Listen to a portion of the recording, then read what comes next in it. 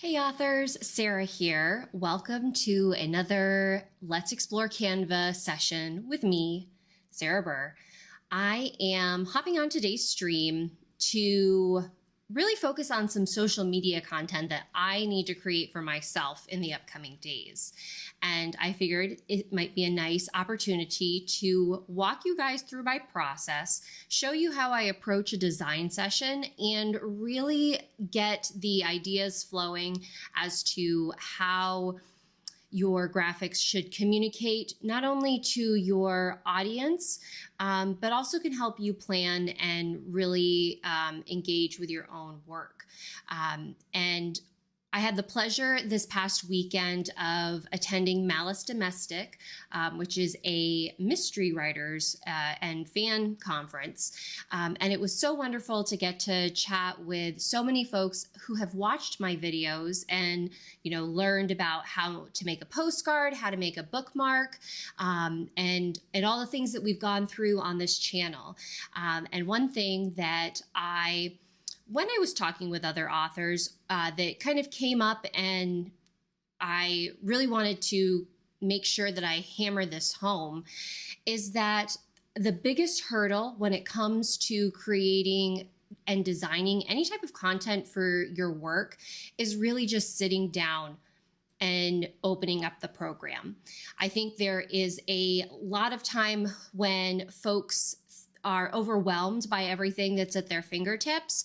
But if I can help you figure out how to approach a design, how to approach a creation that you're looking to make, figuring out what the end goal of your design is going to be, then the beast that is Canva suddenly becomes much smaller because you begin to focus on the very areas that you're concerned with. So instead of all of these tabs and all of these options that are available to you, you're training your mind to really dive into the program and utilize the components that work best for you as an author.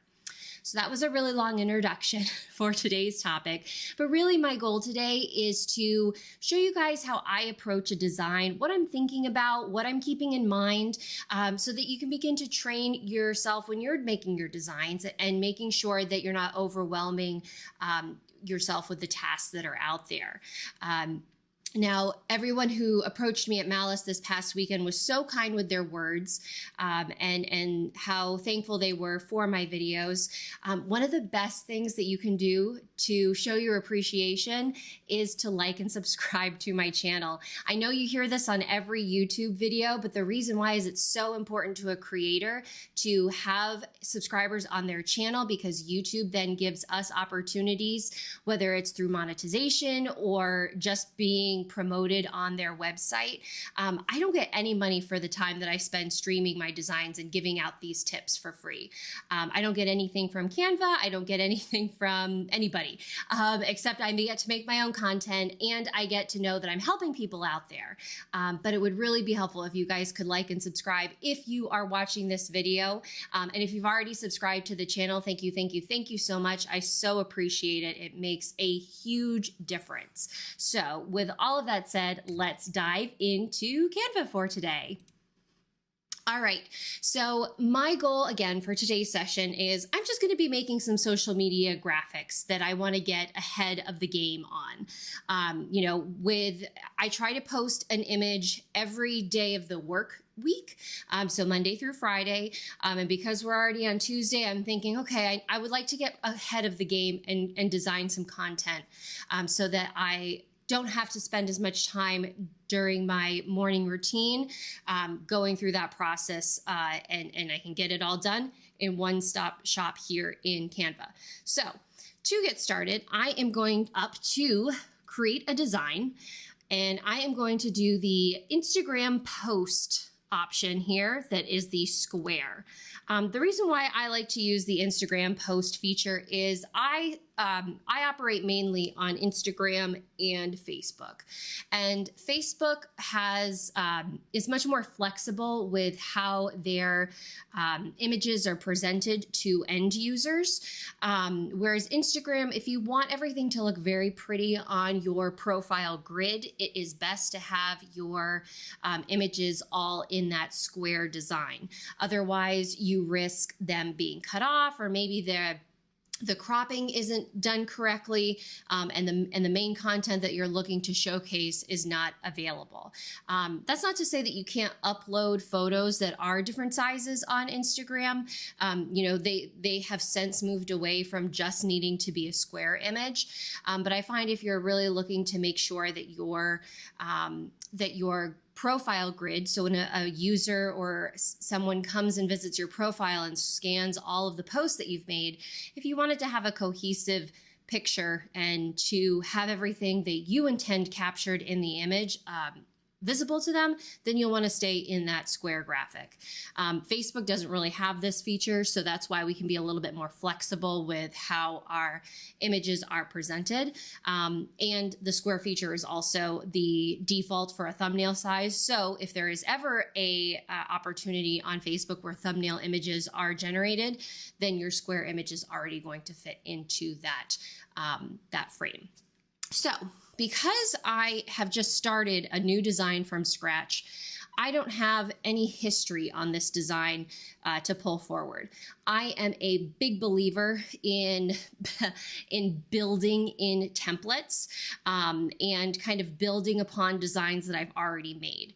To give you guys a little bit of an idea of what that looks like, I'm going to bounce back to my home page and scroll down to some of my recent designs. And you'll see here that I have my Book Blogger Mystery social media graphics.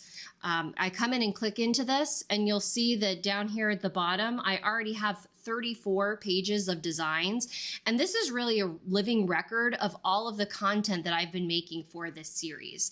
And the reason why I really love this, this approach is I can go to different templates, or I can go to different posts.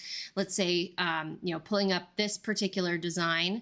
And let me zoom out just a little bit so we get the full effect. We have a lot of different elements here that I can just readily highlight and carry over into other images without needing to go searching for them in my library, or, figuring out where to upload. The things I'm looking for most in particular are all of these, the logos for the different book retailers that I have uploaded into Canva. So I can grab these by just highlighting them and being able to copy and carry those into another design. Now I can also do this from project to project. So if I was interested in putting that in my brand new design that I made, I can do copy paste and put that into here so that I have access to that information. But for just organizational purposes, I just really value seeing everything that I've done for this series and being able to continue with the design aesthetic that I have been working on and been cultivating on this particular book, so that my readers have a sense of, this the colors are similar, the fonts are similar, this must be the Book Blogger Mysteries that Sarah is posting about, because that brand recognition really becomes prevalent once you start designing these types of images on a daily basis. But just for the sake of starting fresh, and let's say it's your first time using Canva, you're opening up the platform and getting ready to make a design for the first time. So with that in mind, I'm going to be using the tools that I have at my disposal, as well as being able to use some of the content that I've already created for myself in the past. So first things first, when I am sitting down to design a Instagram post that features my books, there are a couple things that I want to make sure that I'm highlighting. Definitely want to make sure the book cover is on there. That is a given. You could, the book cover just needs to be there. You know, maybe you want to just have the title or something along those lines. I always value having the full cover because of the, not only the recognition, but it helps tie a cohesive, image together with the fact that you are selling a book. The person that's looking at your profile doesn't have to question like, okay, well, what am I looking at? Is this a movie? Is this a video game? Is this a TV show? No, here's a book cover. It's a book. So it's very, very clear in that manner. And because I like to have my book covers on my social media images, first things first is I like to bring the book cover there so I can see what colors I'm working with, what types of imagery I want to invoke, seeing how I can best support that book cover. Because what would not be a good use of your time is you design this beautiful background image, you get all of these fonts together and all of this good stuff, and then you put your book cover on it and nothing ties together, and it's, you've got different colors are contrasting oddly, and it's just not a cohesive story that you're telling. So I like to begin with my book cover. Because I have worked with my books for so long, I also have a pretty good idea of what my book covers look like. So I don't necessarily need to put it on first thing in this image, but for today's demonstration, I'm going to. And the reason why I am thinking in my head and I know what colors and things that my book cover is associated with, it's because I'm working in Canva so much and relying on the brand kits that I've developed for each of my books that I'm able to really understand and kind of operate at a little bit ahead of just where I would start at a blank canvas. I'm already thinking about the colors that I've used in my book blogger mysteries and so forth. But for the sake of demonstration today, we are going to just start with the book cover. And for now, I'm just going to drag it to just a slightly smaller size. And I'm also just adjusted the canvas size. It is still the 1080 by 1080 frame. I just needed to drag it down a little bit more here on the view screen so you can see the whole image. So now you have an idea of when I'm uploading this to social media, how much space this cover is going to take in regards to everything else going on. Another thing that I want to be able to show in my books, especially my cozy mysteries, is the setting. The setting is so important to grounding your readers in a story. And it's also a great way to kind of invite readers to visit where your book takes place. Now you can go to the photo section of Canva, and you can look at all of the royalty-free photos that are available for usage. And so let's start there. My book blogger mysteries take place in Massachusetts, so think New England. So let's just do a New England town on the coast. And so we get some images that are popping up here. And I love this one because in the book blogger mysteries, there's a lighthouse. They're definitely got some lighthouse scenes. I like this one as well. I'm actually just going to put this in here, set it as my background so that I can get a little centered on how on what the image looks like. But already you can kind of tell that, this book cover doesn't necessarily jive very well with this particular background because my book cover is made of vector images and has that hand-drawn effect to it, where in this background image is like photorealism. We want to do some things to blend them together. And there are a couple ways that we can do that in Canva. So we're going to go into the photo editing sphere. And first and foremost, I am going to click on the image, and I'm just going to make some slight adjustments to the sizing.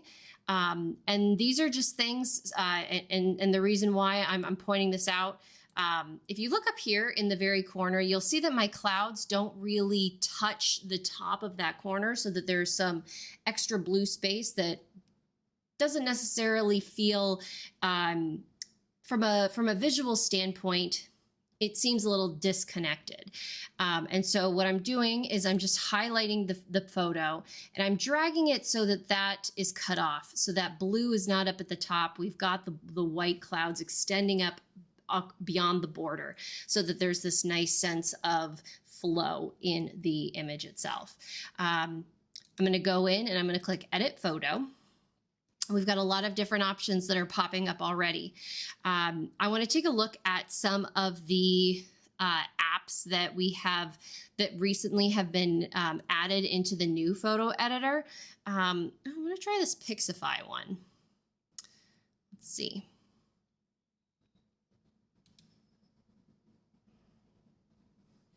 And the reason why I'm using the Pixify, even though like right now on that side, it's like, ooh, gosh, like that doesn't look good.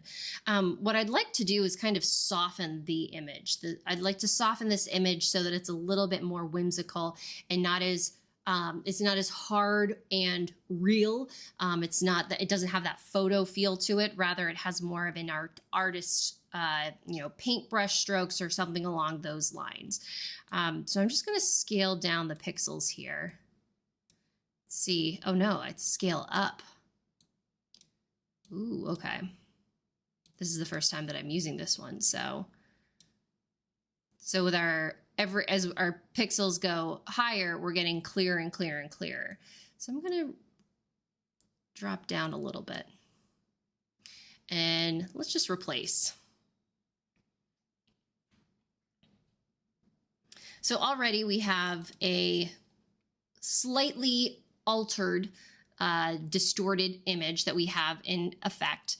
So what I'm going to do is I'm going to leave this as is. I'm going to go back to Edit Photo, and I am going to do some filters. And I'm just going to pick this first and foremost one because this particular filter kind of helps support my book cover a little bit more, because we have more of the purples and pinks kind of being brought through. So it's helping to really connect that, helping to connect, again, my book cover with the image that's behind it. But we have other filters that we can look at here. Let's see, if I go to warm, here's this pink that's like a pinker one that we could possibly use. I'm kind of liking the pinks that are used there. Whimsical, oceanic. I do like the color pops. Oh, here we go. Hibiscus. So the hibiscus image is really, really setting off the colors of my cover at this point. And if I move over to the side, you'll see how we have like the pinks really popping here. So I really love using this one. But now I'm just going to go right into the good old adjust, because this is where you can make really minute edits to the photo composition itself. And because we've got this pixelated image, I'm actually going to see if I can remove it, because I want to do some, let's see. I think actually I'm just going to undo all of everything that I just did. There we go. Oops. All right. Go back to the filters. And I just was clicking that undo arrow. Very easy to, when you make a mistake, to go back and correct it. All right. So now we have our colors adjusted here. I'm going to go back into the adjust section. And for fun, I'm going to click the background. So what this is doing is it's finding the background area of the photo so that I can make specific adjustments to the background itself. Whether it be making the contrast go up. So you see here that I'm getting some different colors happening on my sky. And I'm actually noticing how those colors are tying in really nicely to the books that are on the shelves in on my cover. Drag up the shadow so we don't have as much. Here we go. Saturation. Perfect. Sharpness. I'm going to make the sharpness, bring it down so it's a little smoother. Clarity. That's even nice. Ooh, now we've got a really nice, like, hazy background. Going to do the very same with the foreground of the image. So that's going to be dealing with our lighthouse and the rocks around it. Let's bring down, actually I'm going to leave the shadows as they are. Contrast, nope. And again, I'm just like playing with these dials to see what is working for me and what is not. Bringing up the saturation to increase the depth of the color. Bringing down the sharpness to make it a little bit softer and not as in focus. The same with the clarity.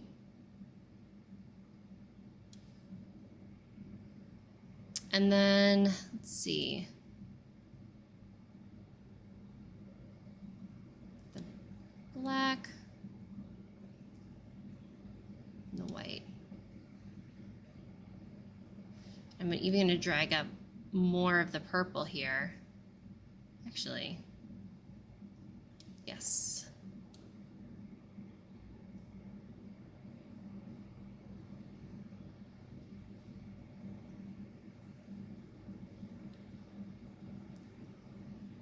There we go. Okay. So now I've really made some changes to that original photo that I selected. So now we're edging away from that realism, and we're now bringing more of the book's colors to the forefront. So I'm going to make my book cover larger. And oh, I have to show you guys this. I can't believe I didn't know about this feature until, just a couple weeks ago. But this align to page is just so wonderful, where you can align it to where you need to be. So if I wanted this to be right in the center, I click the center. If I want it to be, I want the book to be in the middle of the side, I put it to the side and click middle, and it brings it down nicely so that everything is where I need it to be. I'm loving this. All right, so we're going to go into my favorite feature, which is the shadows.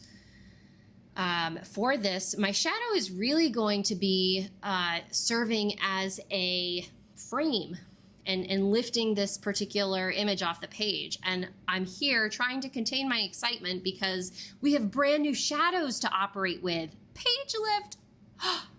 I can't wait to see how this looks. I have been waiting for these to be integrated into the shadow feature for so long. I'm so excited. I can barely contain myself. So we've got some great new shadows that we can play with.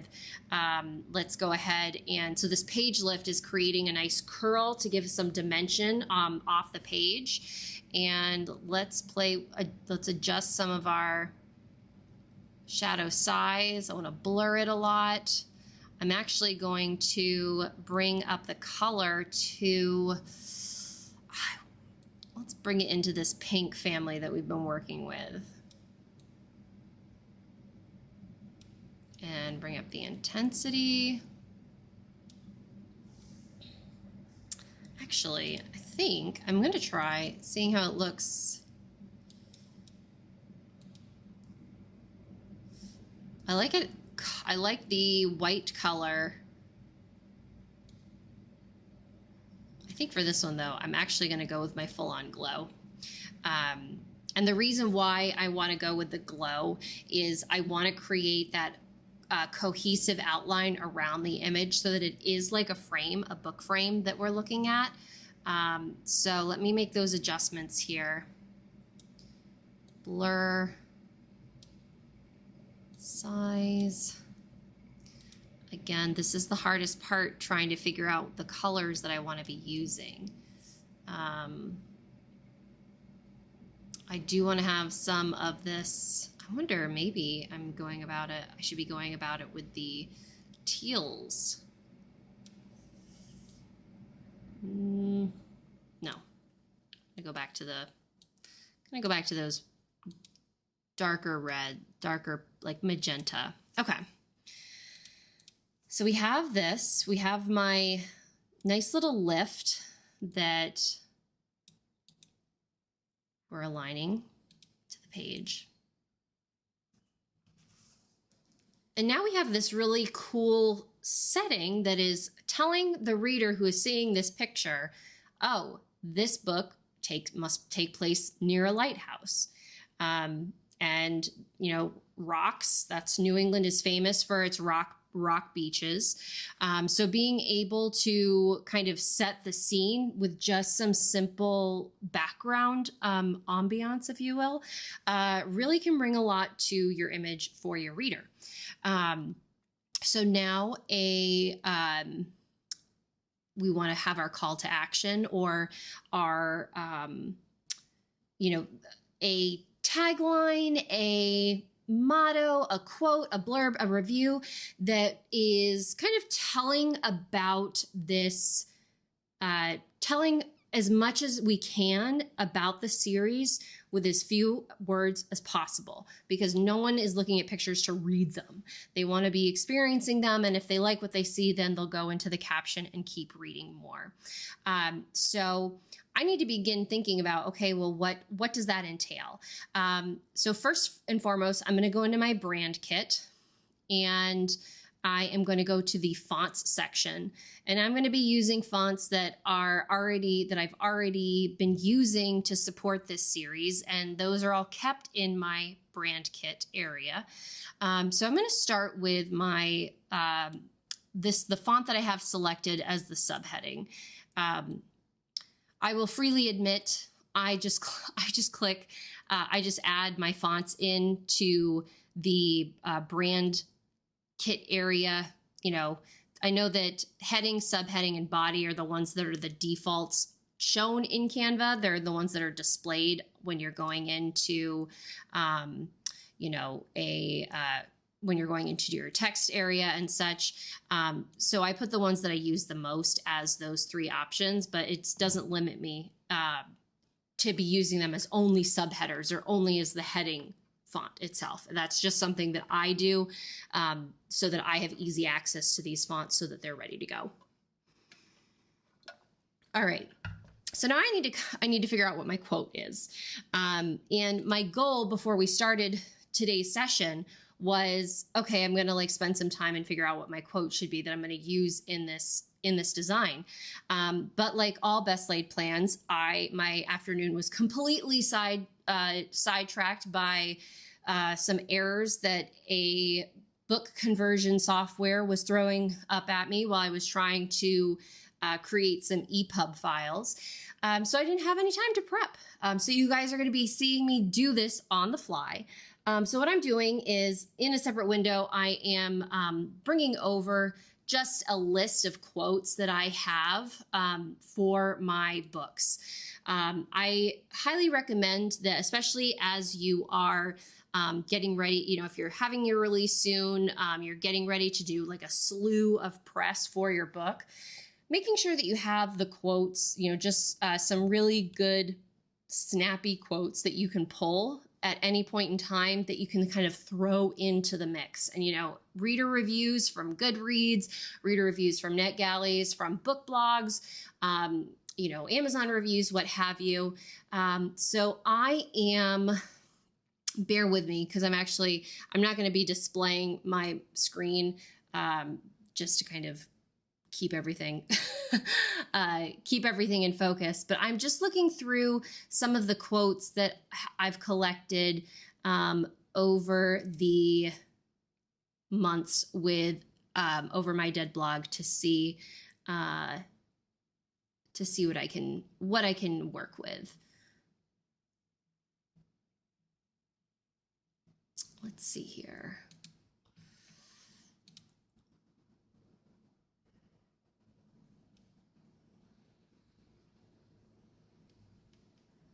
All right.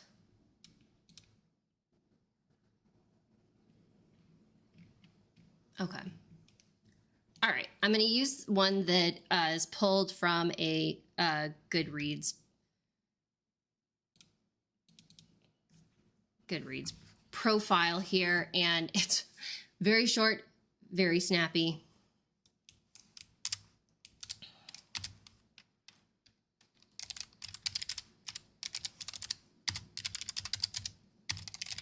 All right. A delightfully bookish debut. Now, Sarah, why did you choose this? Why did you choose this? I'm going to make it, hopefully make the color, that doesn't help you at all. We'll get more into the actual design of this, but right now I just want to make it so you can see it very clearly on the stream. A delightfully bookish debut. Okay, a couple things that this quote is telling my reader right off the bat. It's a debut. It's first in the series. You want to start here. Delightfully. This is a cozy mystery. The word delightful is like such a great cozy mystery word. It's a great cozy word. It gives like all the right vibes. And then bookish is really telling, you know, there's going to be some book stuff going on, which makes sense because this is the Book Blogger Mysteries. So even though we have 4 words, this quote is telling a lot and has a lot going on, which is why I'm using it and why I love it. So because I've typed it out and I haven't spelled anything wrong, now we're going to work on making it look pretty. Although I've done a pretty good job of that already, if I do say so myself. But let's take it one step at a time. First and foremost, we need it to be readable against my background. And it's a little bit hard because we have a darker background at the bottom and a lighter background at the top. So we're going to need something that really supports the words to help them pop off the page, which is why I like darted right away to this outline effect. I absolutely love this effect. It has very much taken over my constant use of the neon effect, but they both do this. They both have the same goal. If I do this neon effect and I change my text color to that one of the colors in my series, let's do this dark maroon. Go back to the effect, dragging the intensity all the way up. You know, I'm still getting that rise, that separation of the light in the background versus the coloring of my words. You know, if I brought it down here, it would be even more apparent, like how much this is popping off of the page itself. Which is why I still use this neon effect every now and then because of the very soft outline that it provides. But because I have the outline effect already in play over here, you know, I don't want these two things to necessarily blend together too well. I want them to complement each other, but I don't want them to mesh into one another. So I'm going to bounce back to my outline effect. And you'll notice that it immediately goes dark because, and this is a little bit of a pro tip, the neon feature is always going to, when you drag the intensity up to 100, your text is always going to be white. And the color that you have chosen for the text is going to be supporting it. If I put it all the way down, you'll see that it is just really fuzzy and blurry and not very readable. So anytime that I'm using the neon feature, I'm automatically dragging it up to 100 so that my text is white, but it has that support of the shadow color behind it. With the outline, I need to go back in and I'm going to switch my text to white because I do want it to pop off the page. And I'm going to come in here, the thickness of the outline, I'm going to bring it up so that we've got, you know, we're very much breaking up the background, so the whites of the background with the white of the text, but also, you know, framing the quote in a popping way. I am going to make a couple adjustments with this color.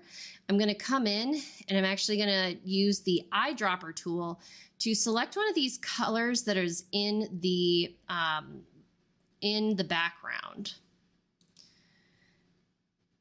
And then I'm going to drag it down just a little bit. There we go. You're like, Sarah, those are the same colors. I promise they're a little bit different, and they're, because I'm pulling directly from the image itself, there's more of a blend and more of a cohesive color palette going on. I'm going to do a little bit of line spacing here so that everything is together.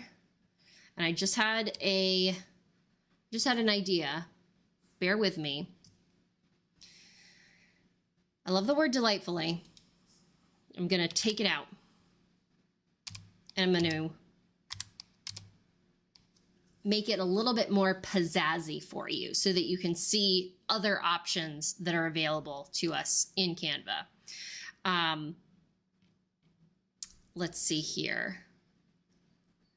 All right, I want to show you this new, it's called Type Gradient. It's an app that is integrated into Canva, and it allows you to have your word be different colors. So I'm going to come in here and I'm just going to paste in delightfully, and already you can see the preview of what I'm going for, and I'm going to go into the fonts. Now, one thing about this particular app, because it's a kind of a separate integration with Canva, it doesn't have access to my brand kit. So a lot of the custom fonts that I have uploaded into Canva to support my brand are not listed in this item, but it's not the end of the world. We can find fonts that are similar in style. I am looking for one that's like pretty in, I say like a Comic Sans type vibe. And actually, let's see if they have Comic Sans listed here. Ooh, although I do like this.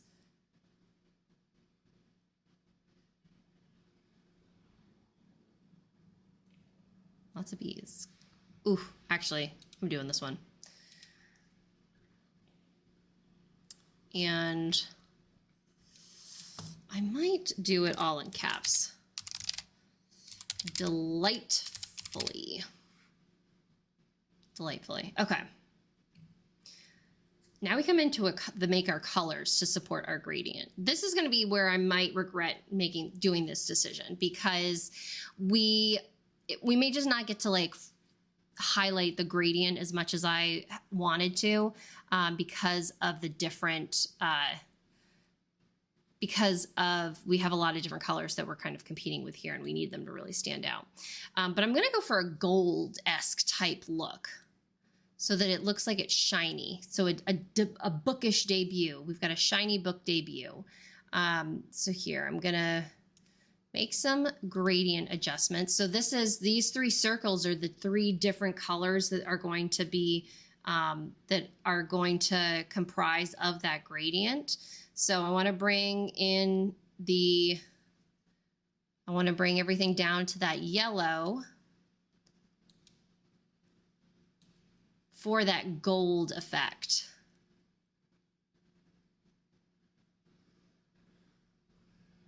And I'm like barely moving my computer mouse as much as I can avoid. All right, this one, you're probably looking at this being like, Sarah, I don't see a real big difference in these. I'm gonna make some gradient adjustments here. All right. So now that's how it has come to look. This color is in in play. What I can do is I can also make some adjustments to where the gradient is, the alignment of the gradient. And once I've done that, line height, this one I'm not 100% sure what this is doing. I think this is if I had multiple rows of text. All right, so now I'm going to add this to the design.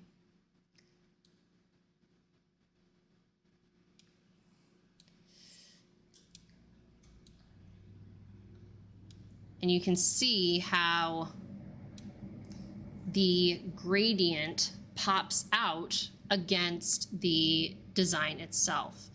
Now, remember what I said, I may come to regret this decision. Because of how big the word delightful is, this isn't working the way that I had intended it to. Because I wanted delightfully, I wanted it to be like along this line of like, ooh, let's make it a little crooked. We bring in our delightfully bookish debut and we would be all set to go. But because of how long the word is, I can't really make it as large, or I can't make it fit the composition the way that I wanted to. What I could do is click on this, come back over here. Instead of delightfully, we do bookish, because bookish is much shorter. Update the element. Now we've got this. Just have to do some switching. Here we're going to do, whoops, delightfully.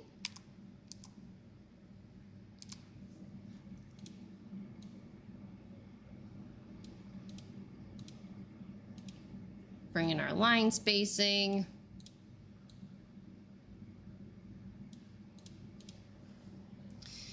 And then you have a little bit, something different, something fun. I'm not doing this one. I'm not 100% sold. I think because if I had a more solid background, I might do it. And so what I'm going to do is I'm going to duplicate this page, because I said I needed to make more. I needed to make a few social media posts. So perhaps we'll come back to this concept and run with it with a different background. Because again, you know, we don't want to overwhelm the reader with too much going on. Let's see. Make sure all the spacing is correct. Delightfully bookish debut. Bring it into the middle. Make this a little bit bigger again. Align to page. There we go. And then real quickly, going back to the text box.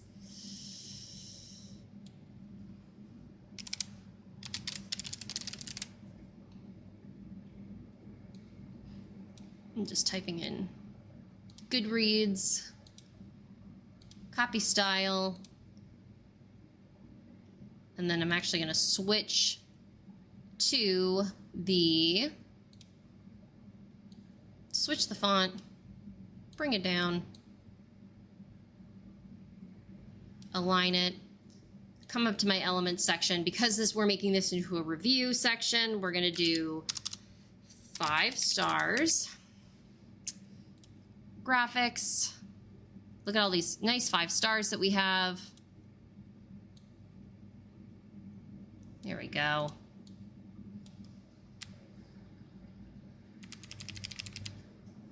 All right. And that came together really quickly once I stopped playing around with my gradient feature.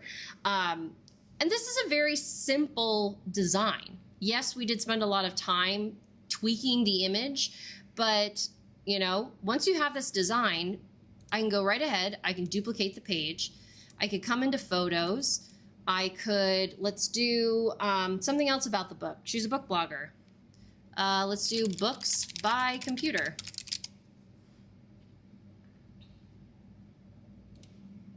I can come in, I can replace my background, drag it over so we can see both the computer and actually, what I'm going to do here is just going to drag it down so that you can see the keyboard.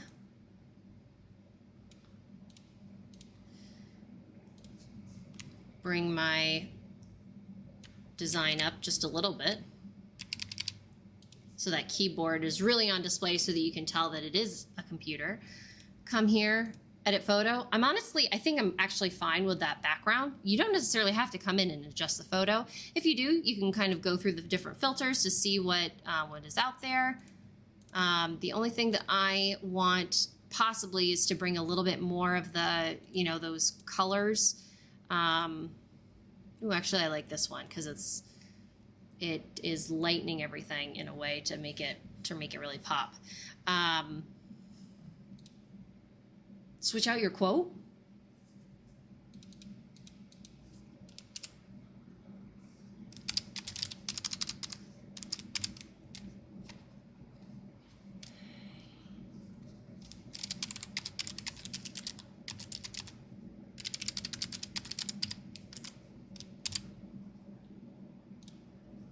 And you have another graphic ready to go.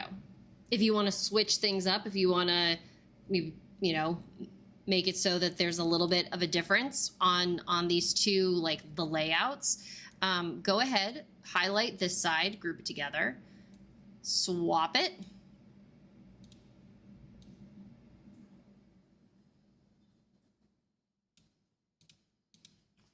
And you're, again, ready to go. You've got a graphic that you can upload on the fly. And, it really does not, the possibilities are endless at this point. You duplicate your page, switch out your background, switch out your quote, and you have a graphic that is not only sharing with readers what your book is about, but it's giving you some content in a tough spot in case if you need to be able to have content readily accessible at your fingertips. So I just made 3 designs that I can upload. But I want to go back to this gradient item because I think that this is a really cool feature that just you need to approach it correctly. And the first thing that we need to do is we're going to need to delete that background because I think that was what was causing the most kind of abrasiveness with this, with the gradient. I'm going to check to see if any of these strike my fancy. What I'm actually looking for is something that is pretty, not a whole lot going on in the background because the gradient is already kind of doing the heavy lifting for you when giving you design, giving you some depth to your design. Let's take a look at this. Set as background. I don't know what's that supposed to be. And I don't like it. So let's see if we can get rid of it by making the photo a little bit bigger.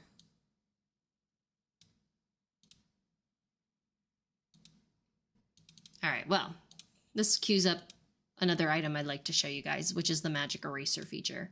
Magic Eraser is basically, it's a nice Photoshop tool, kind of making, instead of having to export stuff into Photoshop to tweak it and to adjust and remove things that you don't necessarily want in the image, you can do it all from within Canva itself. So I am going to drag up this brush size and I am going to just put this Magic Eraser feature over this weird screen, like an iPad. I don't even know what that's supposed to be.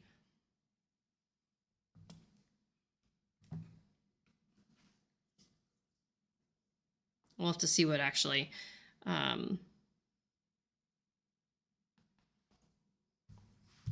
okay, so kind of looks weird at this from this particular angle, but if I go back into my image, you'll notice that it's not as prevalent as it was before. So let's do a little bit more work.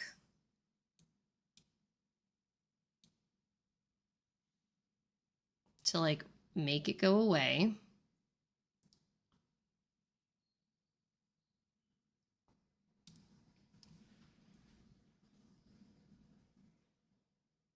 It'd be really cool if it, okay, not terrible. I wish it wasn't so gray, but they even kept they were even able to keep that, the shelf intact, which is kind of cool if you think about it. So if I go back to that Magic Eraser, we see here.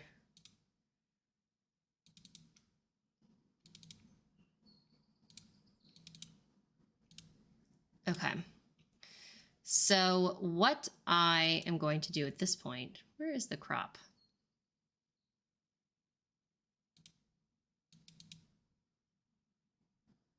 For some reason, my cropping, here we go.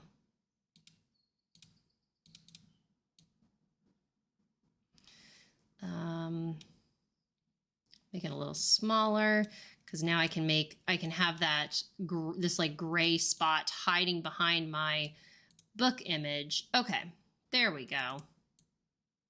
Now we're back in business.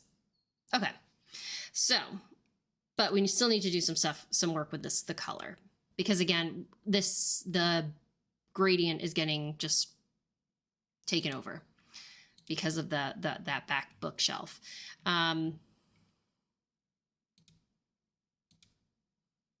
Oh, I love this. Oh, well, okay. Duplicate, because I love this so much. I'm keeping this book.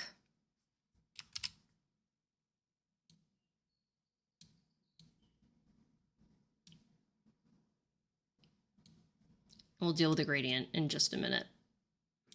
I'm going to go into my Magic Media and create a image of my main character to put on this as well. So I'm going to describe my main character, and a pretty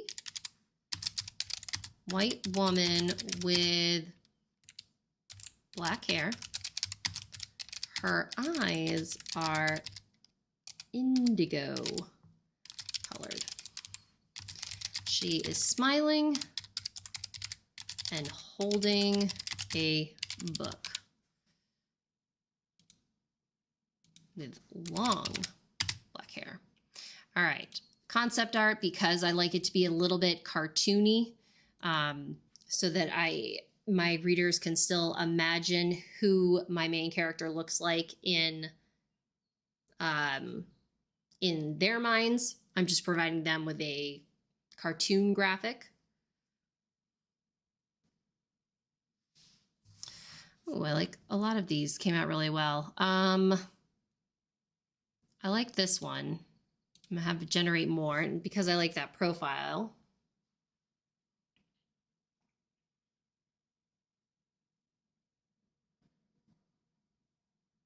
This is one of my favorite things now to do, is make my characters come to life in my book promos.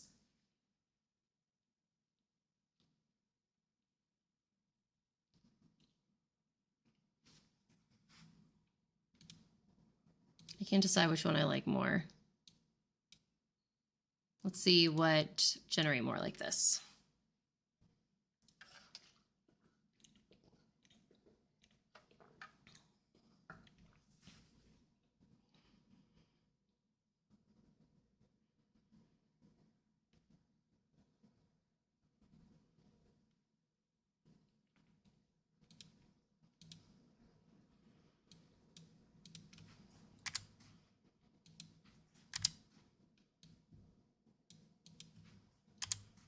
All right, I'm gonna go with this one.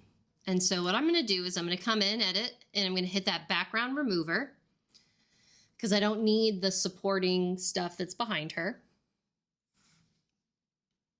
And now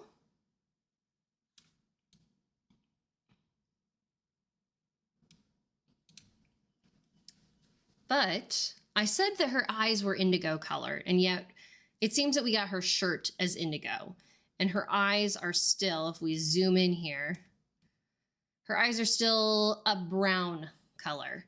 So this is how we can do some kind of molecular level adjustments to a photo. And you can do this with photo images too. This is my own personal little hack for getting around items like this. I use Canva's draw feature. So I come into the drawing and I select this marker as my tool, and I select my color, indigo. So we're going to select this, And I am going to drag down the transparency just a little bit. And that's to give it more of a translucent feel. And then I'm going to bring down the weight of the pen as well, because I don't want it to be too large on the page. And then I'm just going to go ahead and color over her irises. And remember, we're like very much zoomed in, so you can give yourself a little bit of grace by how well it looks, because once you zoom out, all we're really going to see is that color take over. And so let me go in here.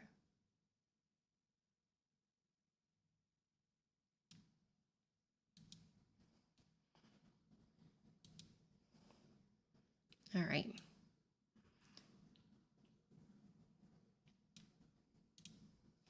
And now you can see that she has indigo colored eyes rather than brown eyes.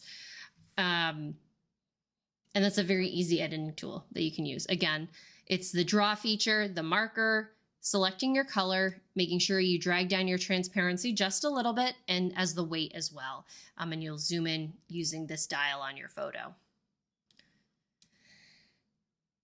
I'm going to go into my text because this is my character. And I want to tell my readers, like, hey, this is who my book is about. It's going to say, meet book blogger Winnie Clark.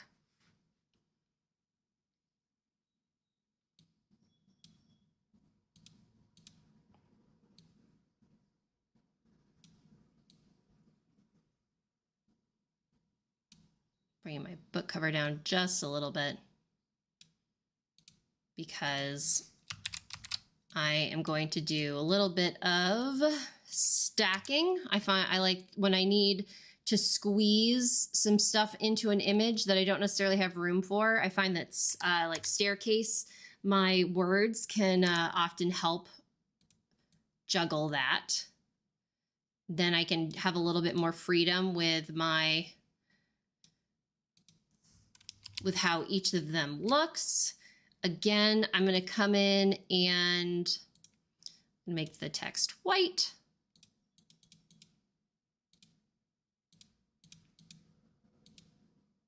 Actually, let's make this easier on ourselves. We're going to copy style, and then I'll make the sizing adjustments at the end. Effects, outline. Again, let's do this bright pink. Drag it up. There we go. Copy style.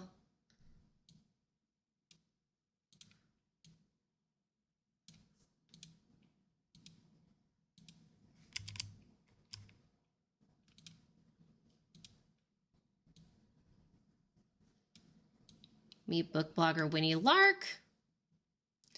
And then I'm actually going to bounce back to this text box.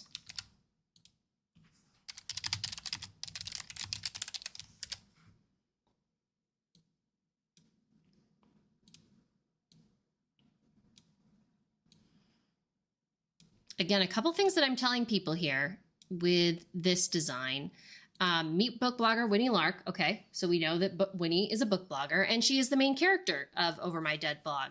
However, we're going to be meeting her in her first case. So here is where we tell folks, hey, this is actually a mystery novel, not just something that is about a book blogger named Winnie. It's actually a mystery novel.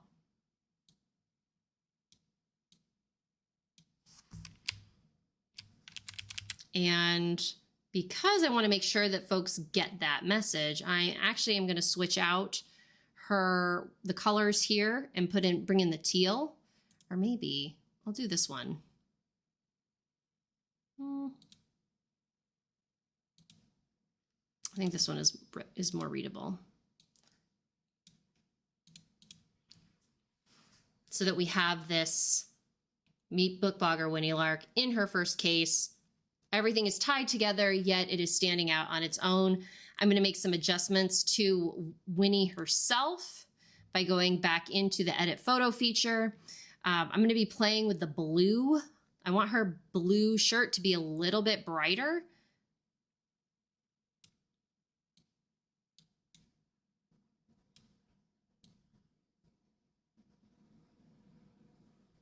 And as you can see, the toggling ability that I have is limited, but actually what I'm going to do is I think I'm going to make it pink.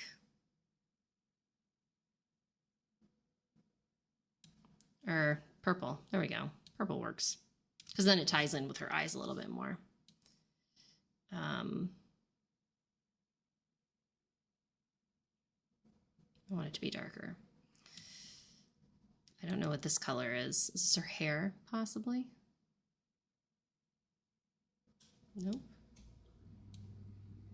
Oh, it's the shadows on her. Okay. It's the shadows on her shirt. Maybe her book? Can we make her book a little...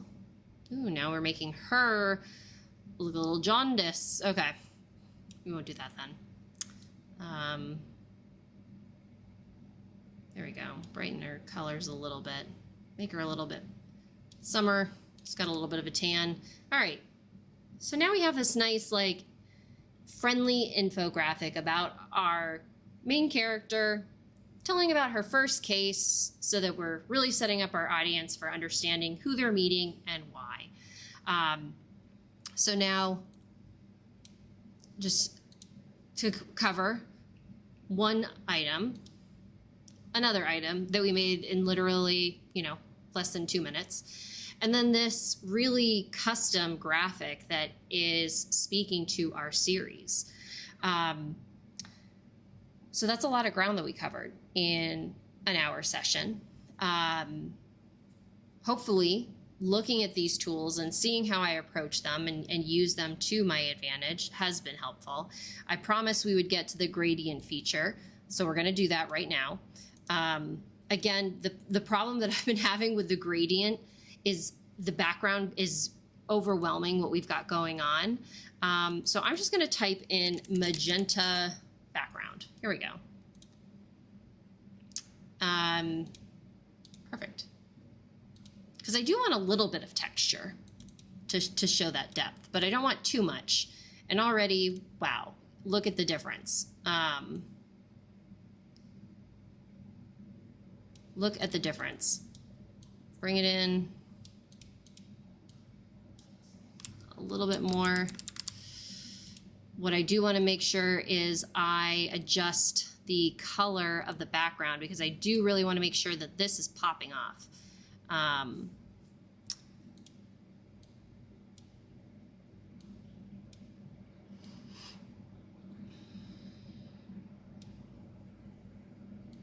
This is separate from the back. And I wonder, actually, let's make it a little quirky.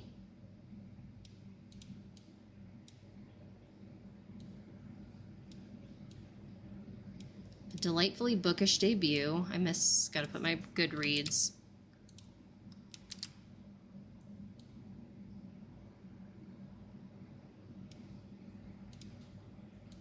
Make it a little smaller so it doesn't overtake the delightfully bookish debut. I'm going to put it off to the side for this one.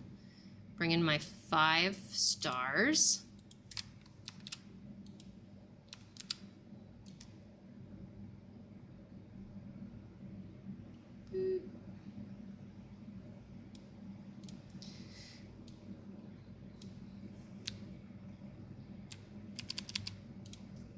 And then, remember at the beginning how I was showing you guys my different retailers that I have available here.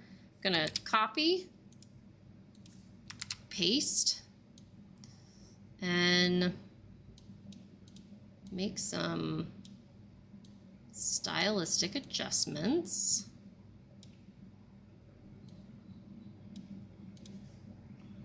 Whew. Canvas is glitching just a little bit because I was dealing with too much of it off of the page. And actually, I might stack these a little bit different. I'm going to do Kobo and Apple Books here.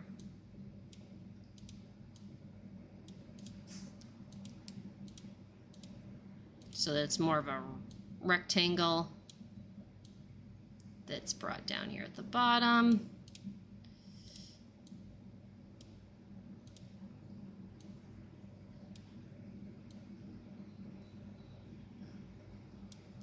And the only trouble that we run into is maybe not everybody knows what the Apple Books logo looks like. But the folks that do use Apple Books know what it looks like.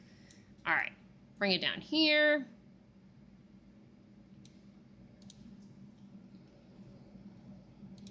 Last but not least, I'm gonna grab this text box, pop it on over here. Actually, no, I'm gonna do something completely different. I'm gonna go into my elements again, and I'm gonna type in available now and see what fun stickers they have for us that maybe offer a little bit more pizzazz. Ooh, I like this button one.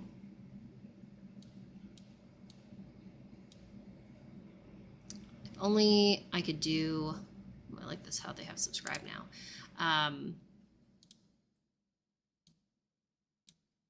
Ooh, here's another gold. Ooh, let's see if we can make some adjustments to this to make it work.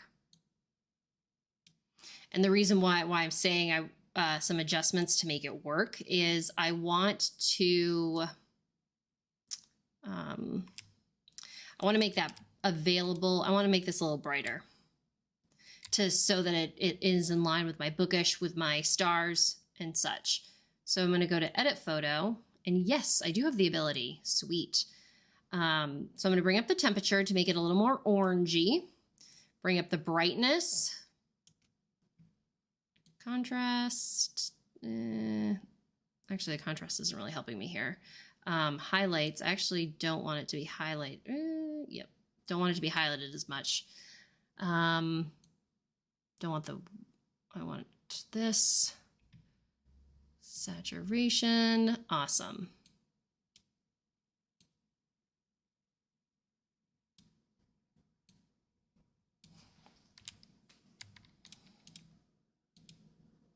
Actually, I want it to be a little smaller because I want it to be like a little button that our viewer is clicking on when they want to learn more.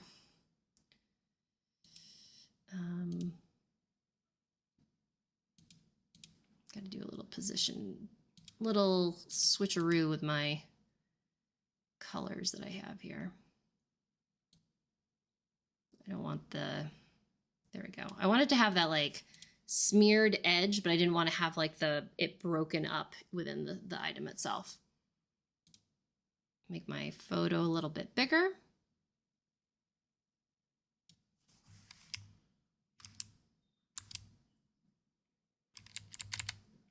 And there we go.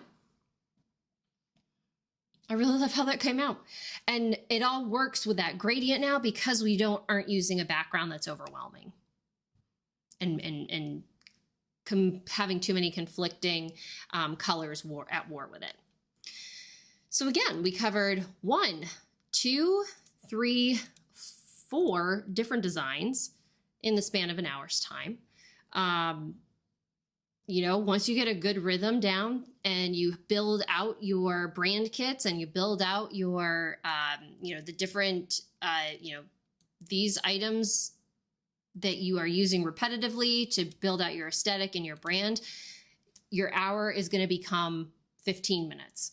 And then you're done. I am done for the week and more with my social media content. I could, and just as easily, I could come in here to my, for this particular one, and you're like, hey, Sarah, you spent a lot of time talking about your book blogger mysteries. Well, I could just come in, add DM Me for Murder into the mix. Actually, real quick, let's duplicate it so we don't override everything completely. DM Me for Murder to the mix. Edit photo. Let's do those fun shadows. Luckily, we're kind of using the same colors, which is always a good thing. Blur amount, size, intensity. May have to make some adjustments once I switch on my cover. But the trending topic mysteries take place at the beach. I always love a good beach photo. Let's actually do books at beach. I love this one.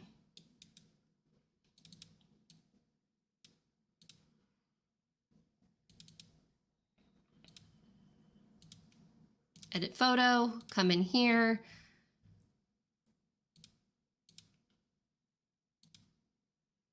Want something a little brighter.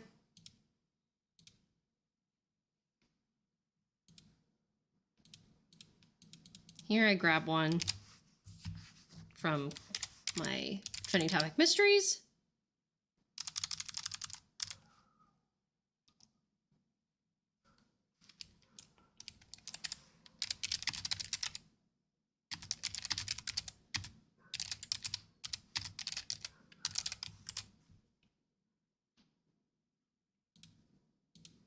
Make some adjustments with my outline to have it. Oop, I need to switch my brand cover colors real quickly. Bear with. Switch us over to the trending topic mysteries, please. All right. Now go to effects. Pop in. Ooh, that's bright. Let's see. Maybe this one's a little, there we go. Tone it down just a little bit.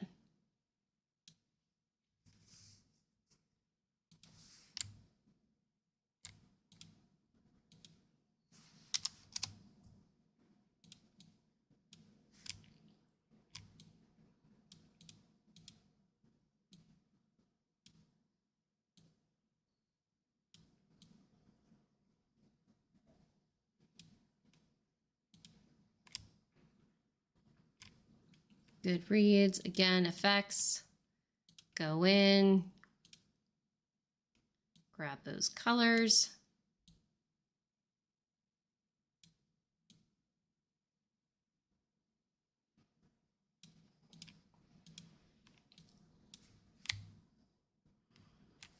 And there we go.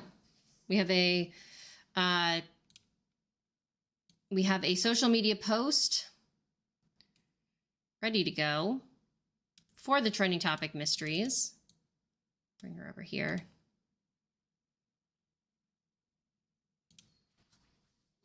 In a very short amount of time. Because we have a good rhythm with how we're designing our content. We know the components that we need to put together to make it really pop off the page. I'm going to come in here and actually switch out those stars because I need those stars to really pop. And I'm going to make them, I'm going to have them have this nice little lift to them this time so that there's some shadow because we love shadow. Edit photo. I can even do some shadows here so that they are really popping off the page, or I can actually have an outline, and I'm actually going to do the outline, and it's going to be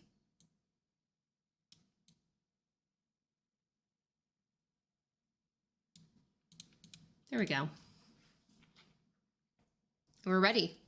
So now we have plenty of social media content queued up to use when we need it. We covered a lot of ground. I hope that this was helpful. If you have questions for me, you can always reach out to me at my website. Reach out to me for books to bundles. If you are still feeling overwhelmed and just want me to take care of it for you, I'm more than happy to design some beautiful social media content that you can use on your platform. With that being said, I very much appreciate you taking the time to watch this stream. If you have any questions, again, feel free to reach out. If you already haven't, please subscribe and like my channel. It really, really helps me in my quest to bring more content to authors at no cost to you. And that's how, it's a really great way that you can say that you have appreciated the information that I have shared with you today. With that being said, I hope that you enjoy the rest of your afternoon. And again, feel free to reach out to me on social media, email, my website, for any any questions that you may have about today's session. Enjoy the rest of your day, authors. Good luck and have fun canvaing.